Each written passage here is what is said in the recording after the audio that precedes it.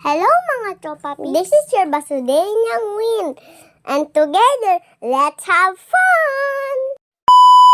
Hello mga tropa peeps. Ang vlog ko nga po pala ngayon ay nung nagpunta kami sa beach. Sobrang happy ko nga mga tropa peeps kasi umuwi ng Bicol si Tita Star. Bihira lang nga po pala siya mag-uwi kaya po sulitin na natin. Biglaan nga lang to mga tropa peeps kaya si mama to nagsasarado pa lang ng tindahan. 6 AM nga po pala kami mga tropa peeps pupunta sa Mangkamagong Beach talaga yun mga tropa peeps. Sensya talaga mga tropa peeps kasi medyo bulol pa ang Basudenyang Win nyo. Nagsundo na nga po pala kami dyan kay mama to kasi po maka 10 AM na sila dumating dun sa beach.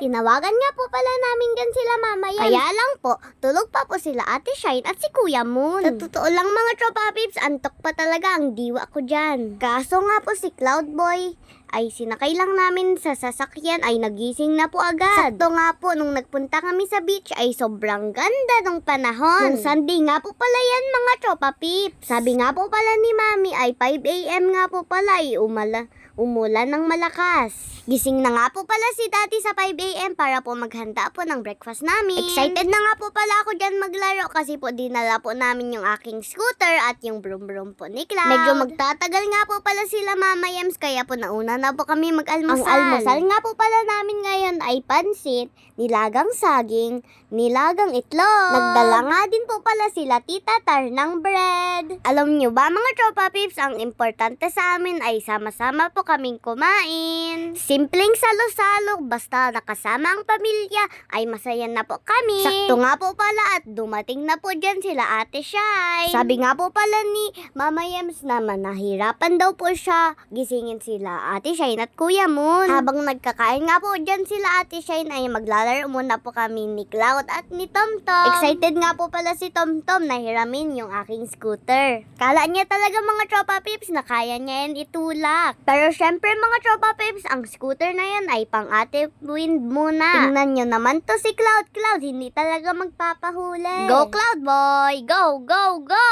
Dahil nga po pala nahuli sila Mama Yems, ay sila na po ang nahuli dyan po sa lamesa. Bago nga po pala tumaas ang araw ay magsiswimming na po kami. Pero ito si Cloud ayaw madumihan ang kanyang paa. At namana pa yan kay Mama Chu.